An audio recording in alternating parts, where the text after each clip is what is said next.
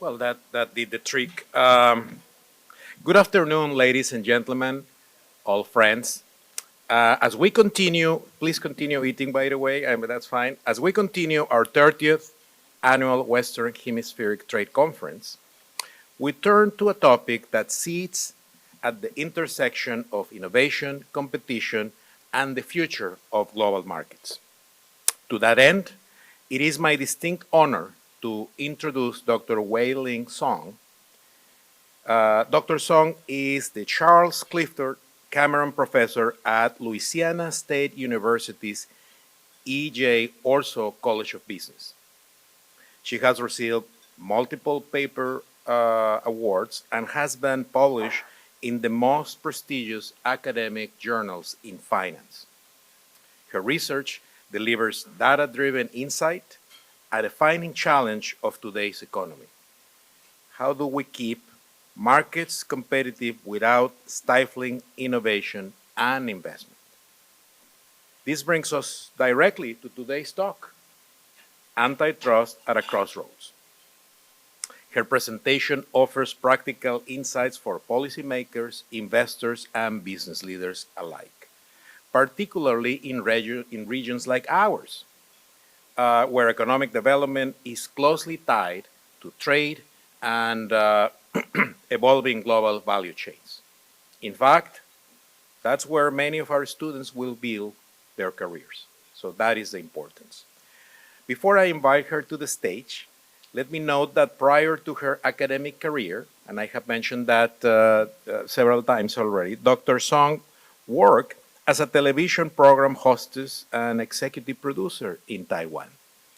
A reminder that the most compelling and insightful scholars often brings broader and deeper perspectives to their work. That said, please join me in welcoming Dr. Wei-Ling Song, a leading voice in finance and market dynamics.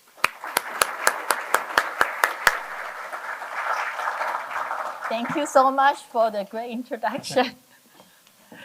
It's my great honor to be here. And when I was invited, I was given a choice, what I want to talk about.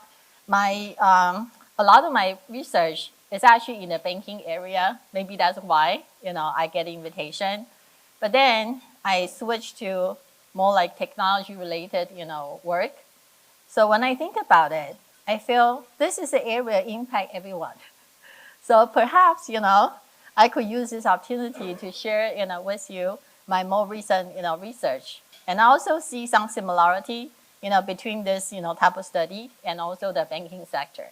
So hopefully, we all get to,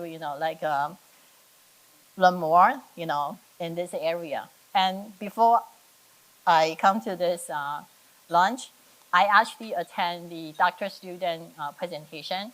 I was so impressed.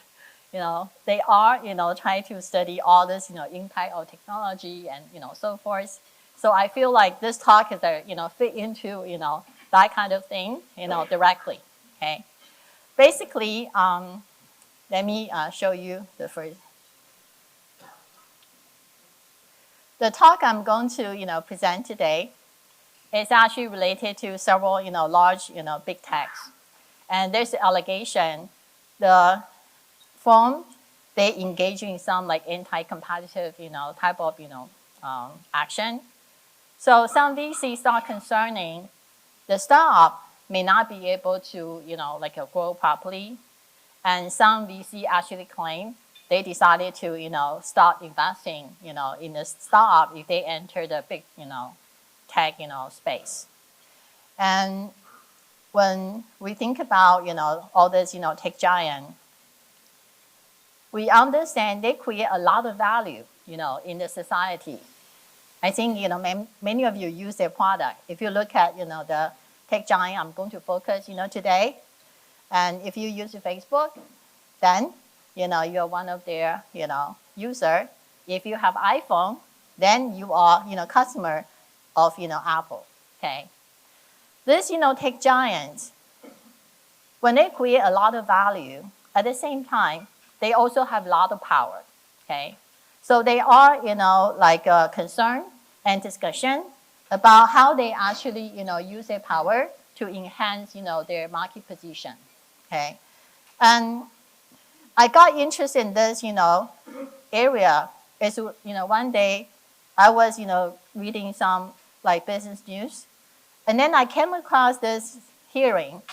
And so, I saw the testimony from Amazon, the CEO of Amazon, Apple, Facebook, Google. They were testifying, in front of the Congress. And that's how I start, thinking many, many questions in my head. And as a researcher, then I naturally, feel like, what is the difference between, this new economy, like digital platform, ecosystem, compared to the traditional, system? And that leads to, this kind of hearing, that leads to this kind of allegation, and so forth. So when I, look into, this kind of, system, I then realize for this platform owner, they are going to face, many different, participants, okay? So instead of, comparing, say, a traditional economy, you have, a company, they produce goods, and then they sell to, the consumer. The platform owner, they are dealing with, the user. They are dealing with, content, creator. They also have, advertiser try to, advertise on their platform. They also have, technology support, behind it, okay? So we call this, multi-site, type of, system. Because of this setup, it actually gives, platform owner a lot of network effect, and that generates, the power, okay? So this, unique, system is one of the reasons, the tech giants are able to enjoy a lot of, their position, okay? However, at the same time, in order to maintain this, power and the platform, they also have to watch out, the balance, okay? You have, content, like a creator. And one of the example I could use is, say, when you use iPhone, there are so many apps, okay? And as, when Apple, allow all the, app, developer to put their app, on their phone, they could also observe, the usage, which app is more popular. And there's a period of time, Apple actually use that information to decide, do they want to, come out with similar app, okay? And from, the content use, the creator's perspective, you will feel like this is unfair because, they have this information, we don't, right? And then they could cherry pick, certain, app, and then it may reduce, the incentive for the creator to try to, contribute, okay? So we have all this allegation. And when we think about, so is this, good or bad, okay? Is this, benefiting the consumer or not? If you are antitrust, regulators, in the end, your, focus is about, do we enhance, consumer welfare or not? Of course, under the traditional way of thinking, you want competition. You want to have, proper competition so you could protect this welfare. However, in the platform economy, it becomes a lot more complicated, okay? Because, when you have this, platform owner trying to, also try to, pick up certain apps, it actually enhances, the user experience too, okay? But it has this other side effect, okay? You may discourage, future innovation. You may discourage, other, startup thinking about trying to create this, new app, okay? So we have this, very complicated, situation. And there's also, more to it, okay? From 2010 to, 2019, the 5 tech giants I just mentioned, they actually conduct more than 1,000 merger acquisitions, and these, acquisition was not reported to the antitrust authorities. The first impression may be like, oh, they should. Wow, there's a threshold, okay? So more than 90% of the merger acquisition, the target is too small, so they don't need to find this information. However, if they continue to acquire startup in the same segment, shall we have different way to think about these acquisition? Okay, and this is very different from the traditional industry, because most of the traditional industry, you won't see them conduct, say, 100, merger acquisition within, say, short period of time. Okay, so then FTC, realized this could be an issue, so they actually asked, this 5, tech giant to submit the information, exactly what they have done. Okay, and 2 years later, the FTC and DOJ, they decided to, come up with a new merger guidelines. Within this, merger guidelines, there's, two particular, guidelines is related to the talk, I try to, study. Okay. The first one is related to the merger cannot violate the law when they eliminate potential entrant. Okay. When you use the term potential entrant, that could be interpreted in a way very broad. Okay. And from the academic perspective, we also have the concern when you implement guidelines such as this, it may actually have implication about cross-market mergers. And in the digital platform economy, we have a term called platform envelopment. Okay, this is term trying to describe it's a strategy for other incumbents, and if they have certain user base, they could actually leverage that user base and then try to enter associate market or related market. And if imagine we have a smaller incumbents trying to conquer this network effect I just mentioned, and they start acquiring several startups in that area, you have this powerful dominant owner. Okay, and does this count as they eliminate potential entrant?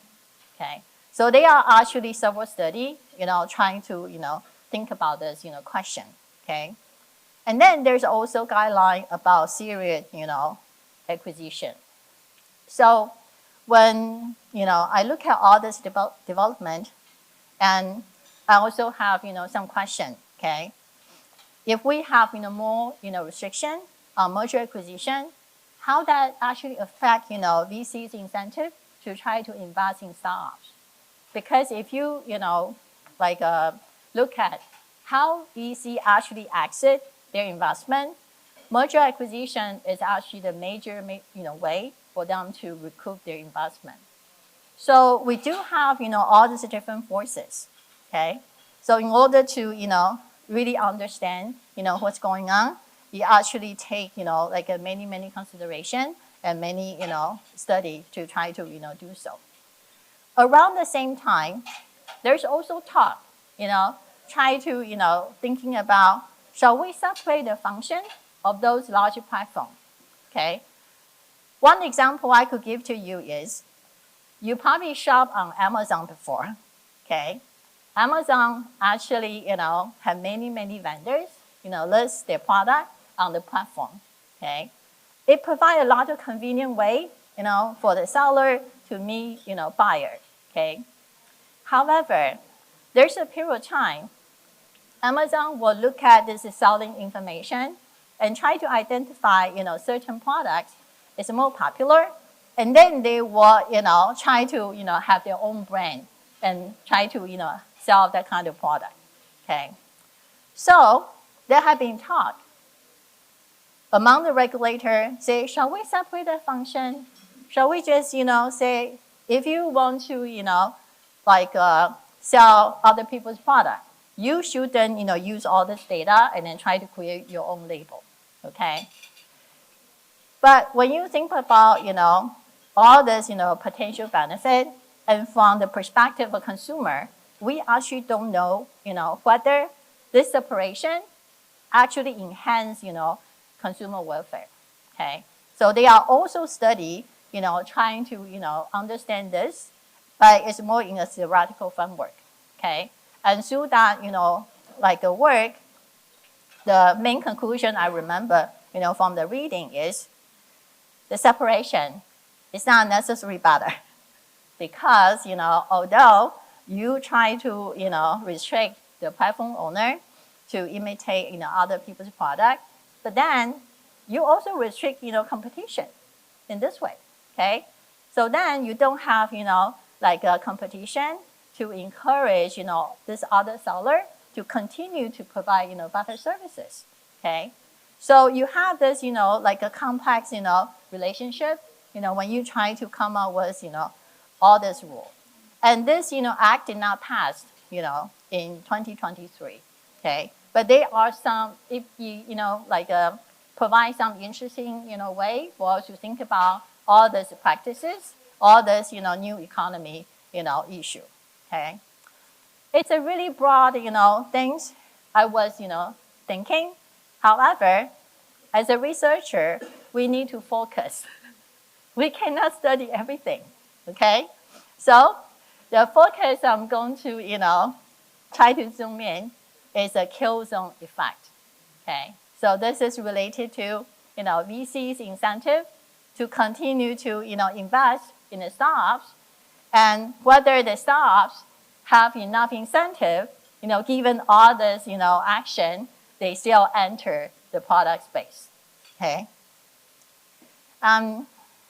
During, the event period, I try to focus on, there are many, many anecdotal, stories trying to, talk about this kill zone effect. And in fact, DOJ also have, several workshops trying to understand, exactly what's going on. And when I, try to, see whether, I get to, learn more, from some large, sample analysis, surprisingly, I did not see any. And after I present, the talk, you probably will understand why, okay? So my first question is, I want to know whether the kill zone effect actually exists, okay? You may feel like, that's like a, pretty simple question. But when I, finish my presentation, we could continue the conversation, okay? First of all, when we look at the anecdotal evidence, we do see, some, startups seem to, have some, suffer some unfair competition. One example would be Snap, okay? I think many of the younger generation, you have used, Snap, app, and it's, very popular. So Facebook actually tried to acquire Snap, back in, 2013, okay? And when Snap, reject that, offer, Facebook, quickly launched some app to imitate their, function, okay? However, Snap did not disappear. It actually grew into a, unicorn, and it, went public in 2017. And the market value is fantastic, $34 billion, okay? And there are many, many, anecdotal, evidence. And when I look at existing literature, I notice most of the work is at the sector level, okay? And when I try to study the effect of merger acquisition, there's an academic paper, study 9 acquisition, okay? So I decided to go ahead to, work on a paper, and I asked 2 questions with my co-author. We try to see, whether there's, merit for this kill zone allegation and how pervasive it is, okay? And what kind of channel, lead to this phenomena. And we also want to, see whether the tech giants merger acquisition actually deter, startup, entry. So that's the, research, okay? And we have, several hypotheses. Of course, the main hypothesis is a kill zone hypothesis. So if the kill zone actually exists, we should, see the startup, entering the space of tech giant. They are going to receive, less, VC support, okay?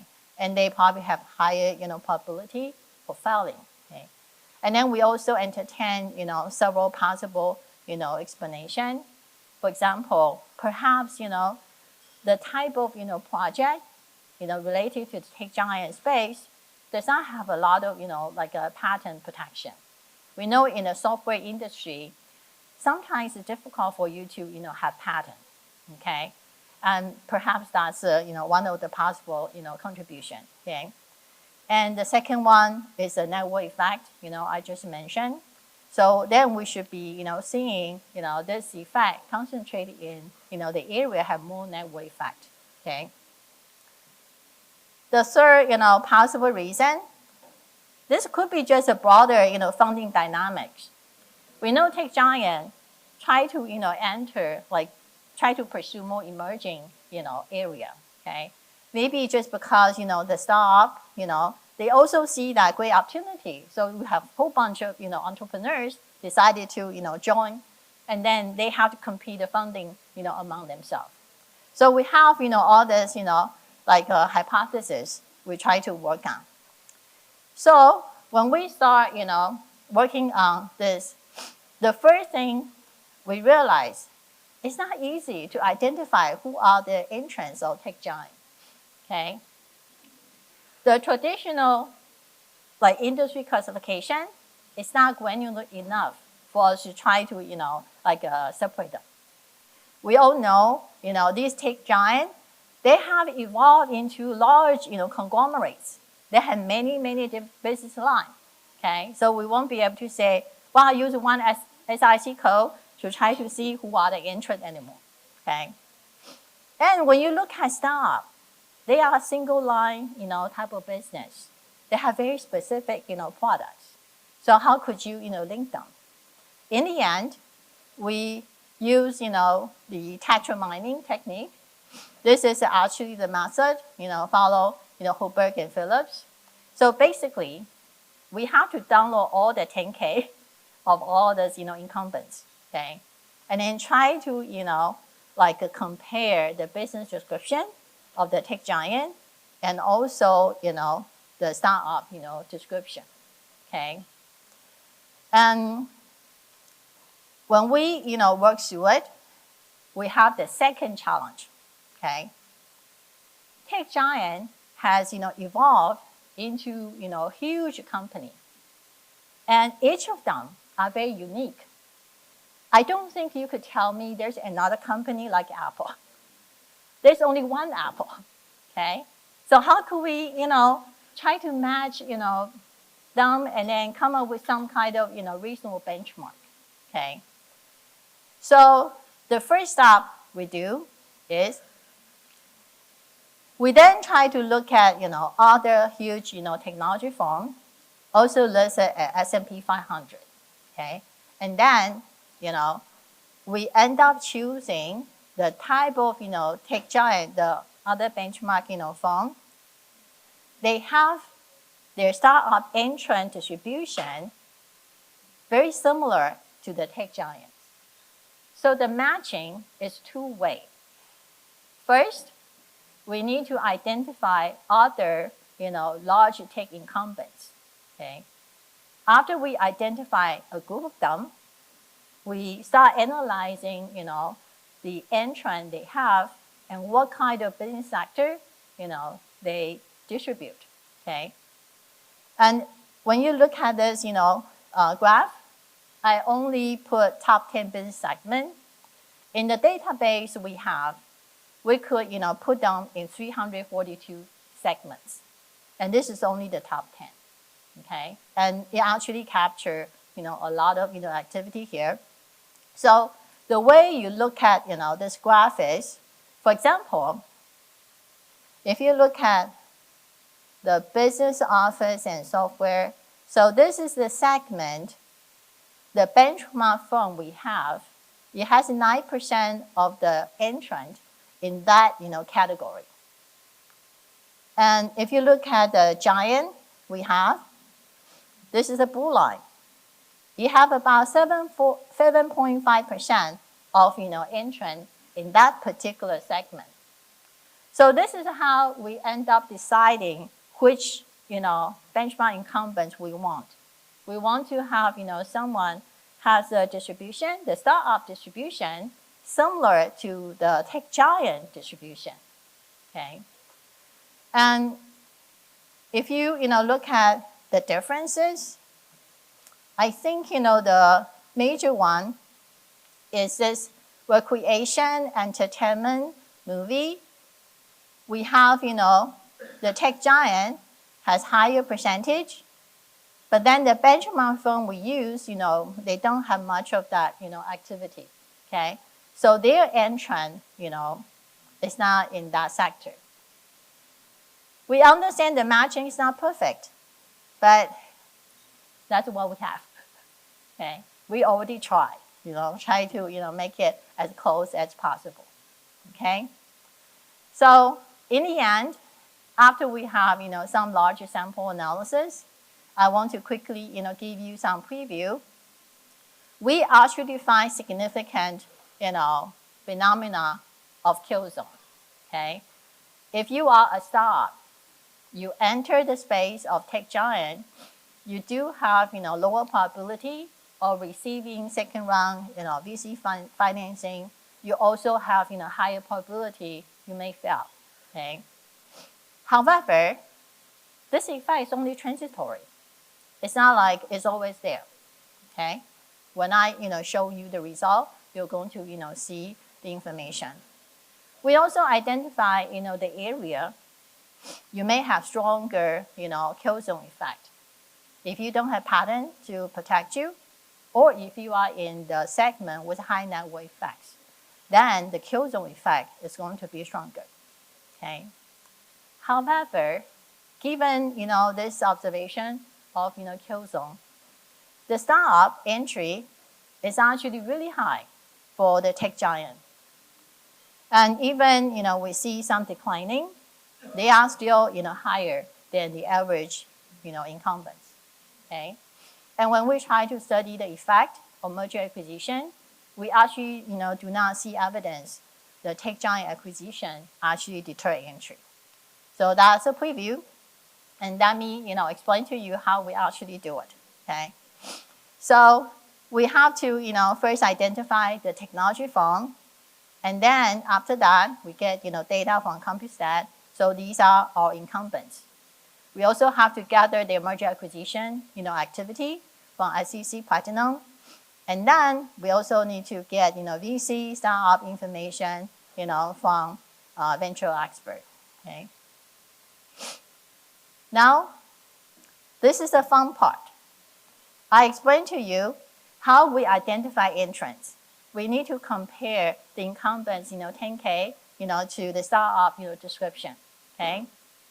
So if we have only 100 startups, 50 incumbents, that means we have to calculate 5,000 score. And the way we define entrant is if that score is above 95 percentile, then we say, well, this entrant is the this startup is the entrant of a particular incumbent. Okay, so if the startup has similar score with the tech giant above this threshold, then we will say this is tech giant entrance. Guess how many pairs we actually calculate in order to have the sample. Well, I'm talking about the raw sample because you always have to start with a larger sample, and then once you understand the issue, you get to narrow it down. The answer is we calculate 84 million pairs. It took us 2 years. Imagine we have to download so many 10K and then have to clean up the report, put them in certain format, so we could start calculating all these numbers. That's why I didn't realize why other people don't do it. How many of you have this, in particular if you are assistant professor? I would say, don't do it. it takes a long time, too long, okay? So after 2 years of having the data, we could start doing analysis. We use a triple difference, type of, approach, because we have this, like a pre-event, and then there's a period of time, lots of allegation, lots of, anecdotal evidence, and so forth, okay? And as I mentioned, we cannot compare the tech giant entrants to some average incumbents. They are too small, okay? So we have to bench them, with the bench, entrant. Therefore, you have, the baseline. This is the average, incumbents. You have, giant entrant. You have, bench entrant. You have pre. You have post. Okay. So once we use this, regression, design, we just need to compare beta 3 and beta 4. That's going to tell us whether, we have this kill zone effect after controlling, the size of the giant status, and also, lay out the same, like a baseline train, and see whether we have this, abnormal, activity, okay? The sample we end up, keeping for the incumbents is a panel, okay? So they get to repeat it, yearly. And for the startup, we only, have them enter once. This is because, we use their first time they receive VC round, and then we have to follow whether they receive follow-up, VC financing or not, okay? I probably don't have time to show you the summary statistics, so I will skip it, okay? Let me jump into, the regression analysis. I want to show you the yearly regression first, okay? So you could see whether there's a kill zone effect evolve over time. The way you look at, the graph, not the graph, the table, okay? So we have, the first column shows the coefficient of tech giant entrant. When you, see positive coefficient, it means, their entrant have high probability of receiving, follow-on financing. When you see negative coefficient, it means they have less, likelihood to receive, this financing, okay? And then the third column is our benchmark, the bench entrant, and we have to compare the coefficient. So then you see the chi-square, value, okay? I think from this, table, you could, see from 2012 to, 2015, we do have, kill zone phenomena, okay? So if you are, a startup, you enter the product space of tech giant, you are going to have, much less, likelihood to receive VC, financing, okay? And the table I just showed you, we don't have Facebook in there. This is because Facebook, went public in 2012. So I can only have the analysis, started, from, 2012 if I want to add, Facebook in there. The result actually becomes stronger if I have, Facebook in there, okay? Then we have to, put all this, data, in one regression, okay? So the first, column you see here, this is, the coefficient when we look at the event, period, whether the tech giant entrant have, lower likelihood of receiving the funding. And it's consistent with the previous, table. They do have much less, chance to receiving it. If you want to think about the economic, significance, you could use, the second column, the 0.0, the 0.07, that's 7%, okay? And then relative to if you enter the, the bench giant, space, you actually have positive, 6%.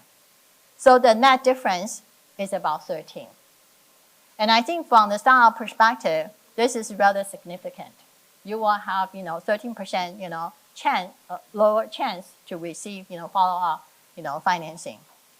And then we add all this, alternative explanation we have. For example, we need to control for the, breadth of entry, right? So some startup actually have, many incumbents. They enter many different, product line, and some are more unique, okay? So if you enter many product line, you have higher chance of receiving, funding. And we also control, funding competitiveness. If your sector have a lot of entry, you have lower chance of getting, follow-on financing. If you are in a sector, it has this, emerging growth, then you have higher probability of receiving it, okay? If you are in a network, high network, sector, in fact, the overall, effect is actually positive, okay? So when I say, the network effect partially explain the result, this is because during the kill zone period, it's actually zero. So it's relatively, okay? So when we add all this, additional, explanation, it does not change our indicator result. In fact, it becomes stronger.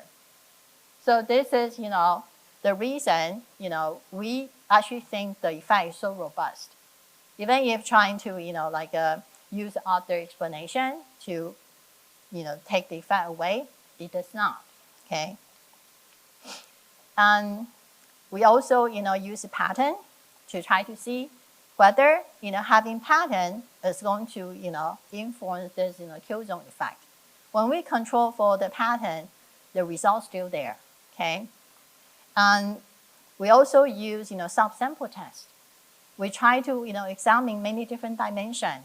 Whether you receive a lot of first round funding, whether you have, high reputation VC, whether you have, very, broad, entry strategy, or you have a competitive funding, scenario, or you are in a high growth, sectors. All this doesn't make any difference, okay? However, we do find, some effect. If you are in a high network, sector, you do have stronger effect, okay? If you have pattern, then the result is not significant. So we do have, some segment, type of, result, but it's not very strong, okay? And finally, or not finally yet, it's just for the startup analysis. We also have, asset analysis. We try to see whether you have higher likelihood of engaging IPO, or you could exit using merger acquisition, or you actually fail. If you are the tech giant, entrant, you will have higher probability of failure, okay? And for the benchmark, entrant, they actually are more successful. So this is, the exit, analysis. The result I just showed you is for startup, okay? Now we're going to look at incumbents. So we also try to see for the incumbents, what's the overall entry, they experience over the year. If you look at the entry, level, for the tech giant, it's the dotted, blue line, okay? They actually have very high level of, entry. If you look at the benchmark incumbents, it's the orange line. They are actually very similar, okay? And of course, we have the baseline, is the purple line, in the middle. If you look at the merger acquisition, the blue bar is a tech giant, merger acquisition activity, okay? And you could, see, like around 2009, all the way to 2018, they do engage in many, many merger acquisitions, okay? However, the benchmark, incumbents, they also engage in many, acquisition, okay? So when we put this information in regression analysis, we first try to, study the level of entry, and that's showing, at the first, variable, it has equal 1 if giant, and you could see that like a coefficient is all positive, okay? And that means, the giant incumbents actually have, higher level entry compared to average, incumbents, okay? And then if you look at the benchmark, they also have, higher level entry. And then we interact this information with the merger acquisition activity, okay? There's no, effect in terms of the tech giants, merger acquisition activity. In fact, we have one positive, significant result. It's actually go against, the idea their merger acquisition actually deter entry, okay? If you want to look at, the benchmark, it actually has some negative effect, but the effect is not very robust, so we did not, push for this. So in the end, we also have to conduct many, robustness tests. We use a different, texture analysis method. We also try to experiment. If we use 95 percentile, and if we just focus on the tech, sector merger acquisition, and after all this, the main conclusion still remains robust. Okay. So in conclusion, I think this study, documents there was, kill zone effect. Okay. However, it's transitory. There's also, no effect in terms of merger acquisition.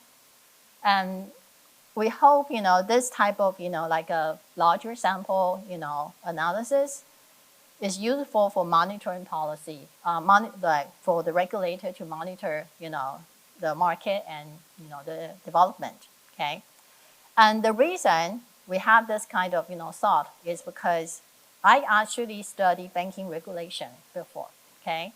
And when I think about regulation, I think it has to be for something systematic, okay? And cannot be self-corrected.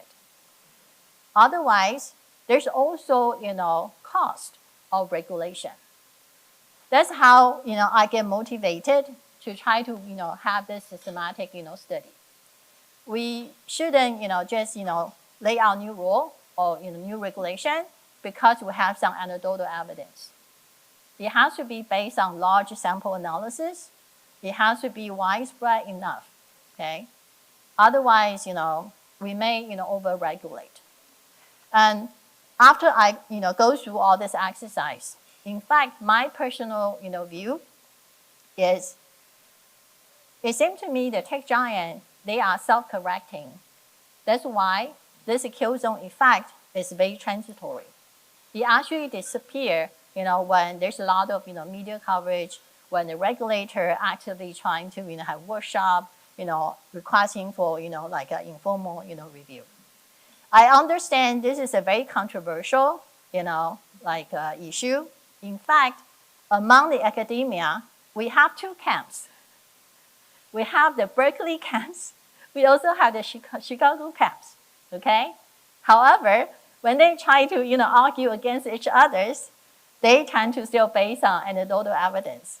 That's why I feel like I should, do some, research and try to, understand this broader effect, okay? The evidence I show you here is still just the beginning because, this area is very complicated. The only thing I could offer here is we only, think about the VC investment, incentive. But then there's many other, area too, okay? So that's why I'm very excited, about continue to work in this area because I actually foresee there are many, many potential research projects for me to, continue, okay? And this does not rule out, we do have, maybe one special segment, they suffer a lot more of this, kill zone effect, okay? Here, I'm just saying, when you look at this, large sample, analysis, the effect is not as strong as, some of the researchers think, okay? And that's why, I hope to share this research here.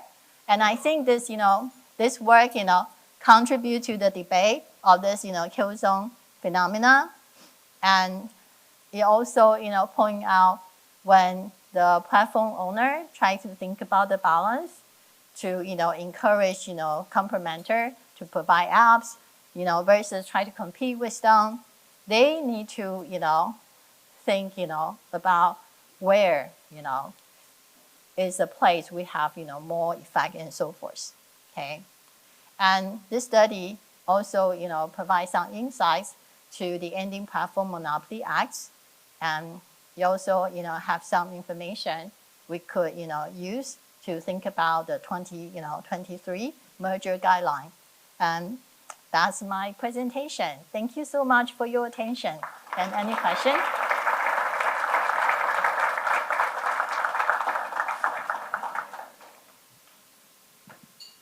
So let's start with the Sanchez team, please, here in the front. Thank you very much for the presentation. Just curious, this kill zone hypothesis that you're testing, this is pertaining to the tech sector, but could this be possibly applied or a variant of this to other industries? For example, the thing that comes to the top of my mind is the banking industry. It's characterized by mergers and acquisitions. What about out-of-market bank entering a new market, or even the retail business? A town having a Walmart, and then how it affects small businesses there. So just curious. This is a great question. In fact, when I work on this, I immediately, relate to some banking, information. And for the banking, sector, we do have the concern now the bank become larger and larger. And we actually have practitioner here. They probably know more, than me. And I did not specific study, that sector nowadays. So I probably not, in a position to, answer, this. However, there are some, regulation, related to this sector. And they do have to, provide data about their lending practice, whether, and also the, the loan they, like the term they charge and, so forth. So hopefully, this additional, information requirement are able, for the regulator to watch out whether you are, competing with the smaller bank unfairly and, so forth. But it's a great question. Yeah, and perhaps, I need to ask, the many practitioners here. Thank you very much, Dr. Song. Over there, please. Okay, thank you. That was a very good presentation. I want to go to the beginning of the presentation where you talked about to regulate or not to regulate, or to watch out for this. But isn't a formula that points out a kill zone basically also letting, let's say you prevent someone from being captured, taken over by Apple because they're in the kill zone. Doesn't that give the competition then a chance to purchase this product and put Apple at a disadvantage? So it kills the competition part of it. That's another great question. In fact, the current project I'm working on, I try to look at specific merger acquisition. So it's completely different from this one. This is a macro, and I actually, have a micro level, work is try to, ask exactly the question you are asking. So, in that project, I'm using the data I have. So I'm able to, try to say, look at if Apple acquires stock, then, what is, related incumbent, because I know who are their entrants, right? So it will link, me to another group of, incumbents. And I could actually study, like how they're going to conduct, merger acquisition and what kind of effect. And because that project is very, also have another data challenge. So I'm still at the process, trying to use, the accounting disclosure rule. They need to disclose some term and so forth, so I could gather more, specific information on that. Then I could have, the study, with more data, I could try to, look at the whole picture. But it's a great question. Still up in the air. Thank you very much, Dr. Song, and thank you for the questions. Are there any other questions?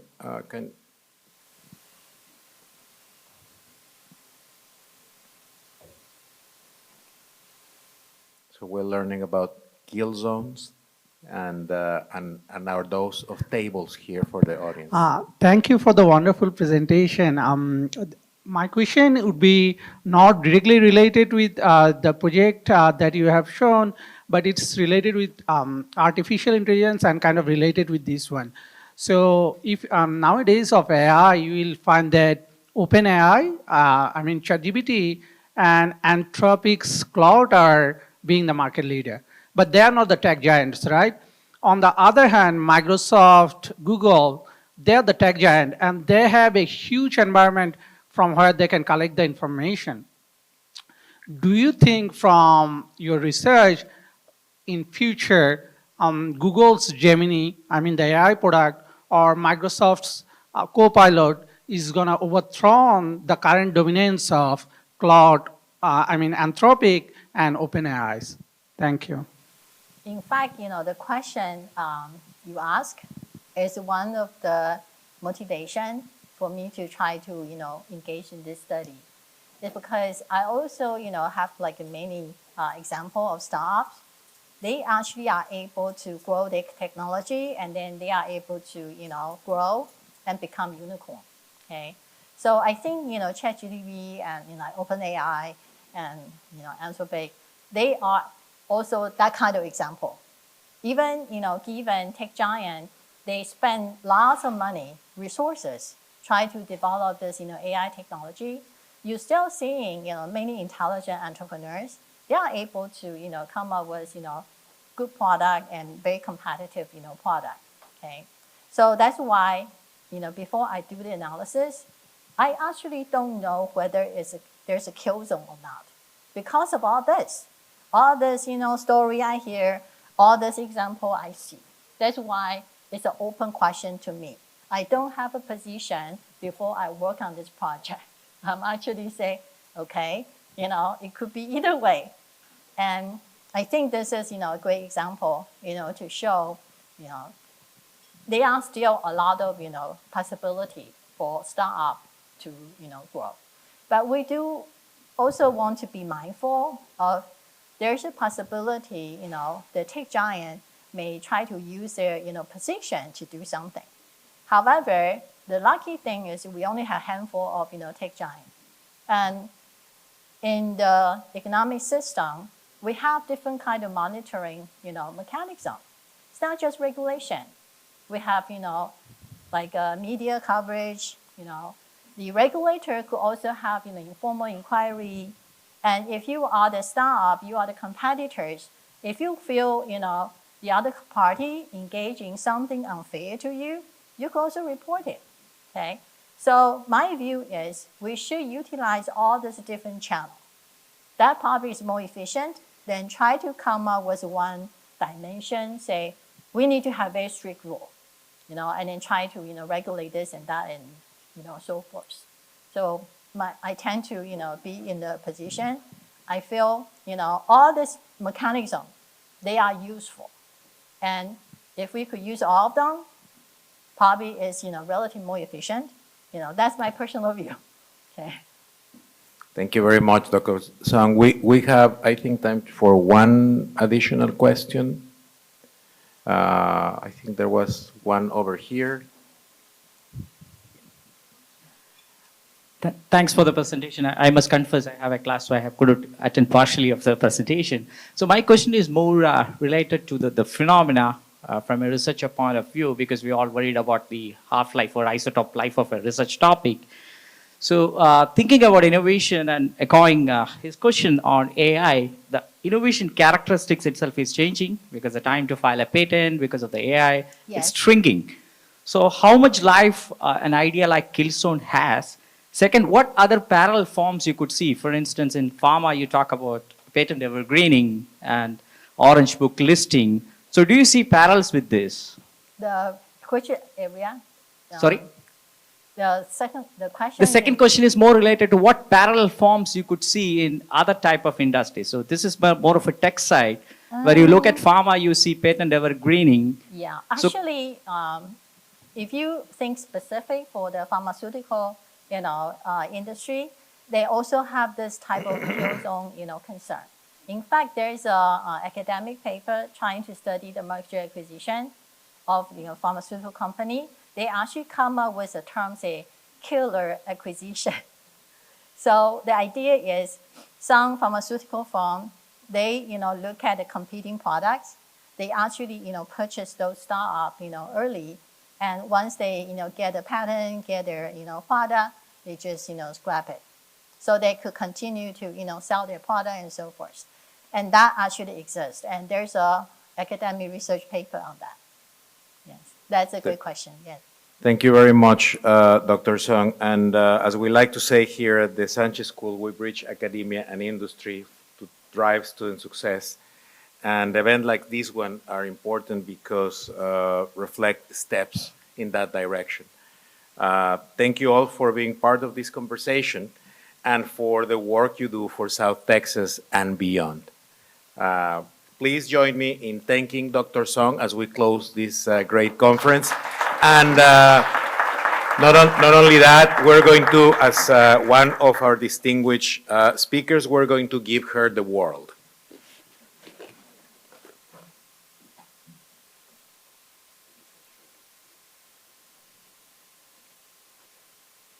Wow, that's so beautiful.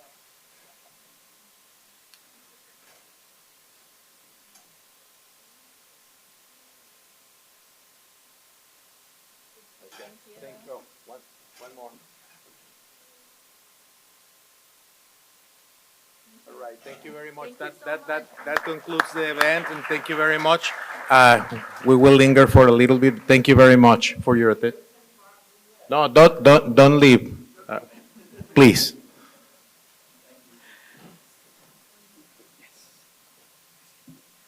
So before everyone leaves, and I know that you felt like you were done, but you're not quite.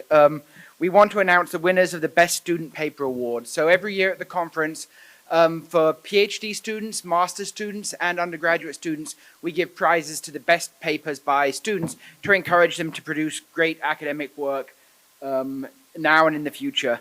But before we do that, I do want to thank everyone who's made this conference a success. Of course, we want to thank the authors of the over 100 papers that were included in the conference program and the faculty members who generously donated their time to chair sessions during the conference. We would also like to thank our keynote speakers, including Dr. Song, for their fascinating presentations. But the conference couldn't have taken place without the many people who worked behind the scenes for us to get this done. First, I want to thank the program committee, Dr. Luis Perez-Batras, Dr. Jorge Brusa, Dr. Miguel Cedeo Campos, Dr. Yong Chen, Dr. Moon Cho, Dr. Nigel Cohen, Dr. Nur Al-Faisal, Dr. Juan Flores, Dr. Heriberto Garcia, Dr. Hugo Garcia, Mr. Daniel Gonzalez, Mr. Dr. Im, Dr. Balaji Janamanchi, Dr. Ned Koch, Dr. Kathy Ma, Dr. Jyotsna Mukherjee, Dr. Lionel Prenetto, Dr. Tony Rodriguez, Dr. Ajit Vengupal, Dr. Haibo Wang, Dr. Lukai Yang, Dr. Constant Yayi, Dr. Anwin Yin, Dr. Rafael Zago, and Dr. Zhao. And if you're one of the students who are in the prize, you want to remember their names. We also want to thank Dr. Lopez Mendoza, Dr. Salazar Hernandez, and Dr. Salinas from Watt, Dr. Vasquez and Dr. Medellin from UTTN, Dr. Christopher Boudreau from Florida Atlantic University, Dr. Zachary Cole from Saginaw State Valley State University, and Dr. James Payne from Oklahoma State University. In addition to helping with the program, they also read and assessed all of the student papers that there were, and there are a lot of them. And so they had to work hard to do that. I'd like to thank all of the staff of the A.R. Sanchez School of Business who contributed their time to managing sessions, helping participants with registration, helping attendees find their way around virtually and in person, and dealing with all the organizational tasks that need to be completed for the conference to take place. So thank you to the program coordinators, Jessica Cavazos and Jasmine Spear. I'd also like to thank Andrea Martinez Dominguez, David Martinez Parra, Yamil Perez, Amy Acosta Lopez, Samantha Soto, Leonela Presidio, Amy Rodriguez, Cindy Martinez, Jocelyn Ortegon, Manuel Villarreal Jr., Dana Bravo, Sonia Romero, Sal Diaz Aguilera, Fidel Riaz Rodriguez, Tori Cortinitas, Miriam Esquivel, and Cassie Capitello. And I also want to thank the excellent, all the excellent students from the Dean's Council who have been carrying around microphones for us and getting your questions. Finally, I would like to thank Amy Palacios. None of this could happen without her. She's the Associate Director of the Center for the Study of Western Hemispheric Trade, and she has taken the lead in organizing everything about the conference. It takes a lot of work to do this, and so we're really thankful to her as well as to all the other people who have helped her. So let's give them a round of applause.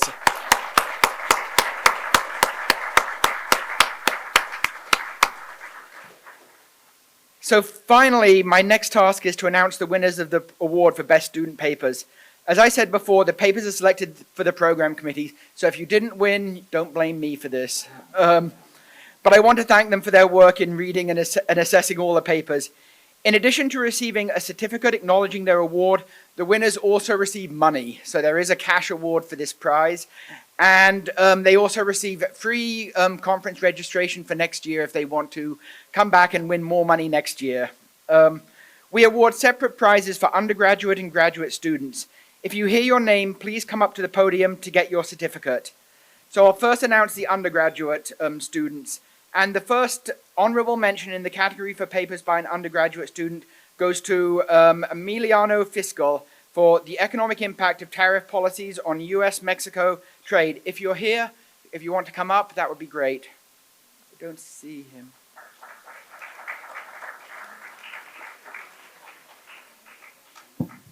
The next, the second honorable mention for a paper in an undergraduate student goes to David Martinez Parra for Concentrated versus Diversified Economy, the Impact of External Shocks, Las Vegas Case Study.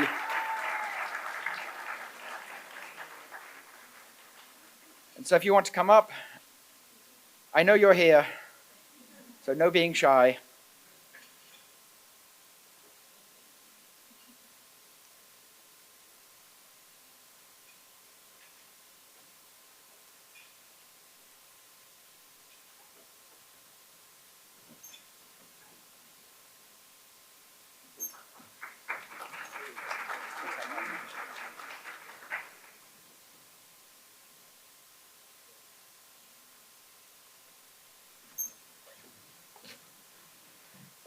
And the award for the best paper by an undergraduate student goes to Zitabel Rodriguez Vaca for Do Institutions Matter for International Investment, an empirical examination of firm-level asset allocation.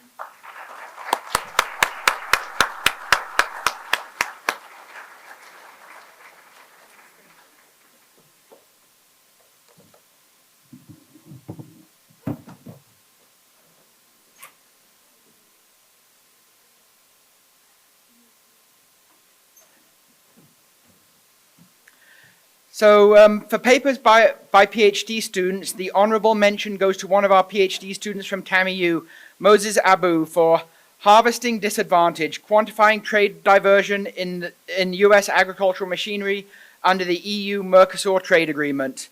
So Moses, if you're here.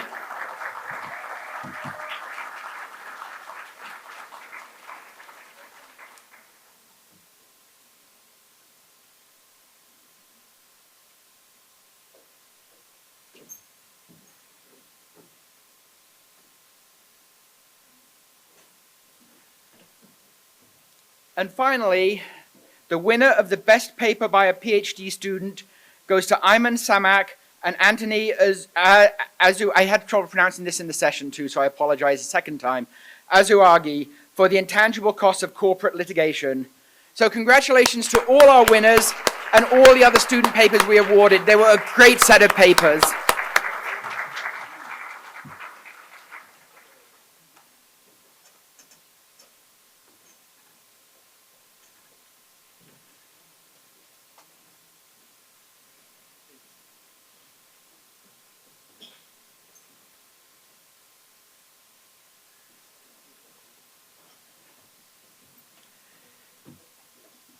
So finally, I want to take this opportunity to invite you all to our 31st annual conference next year, which will be held in Laredo.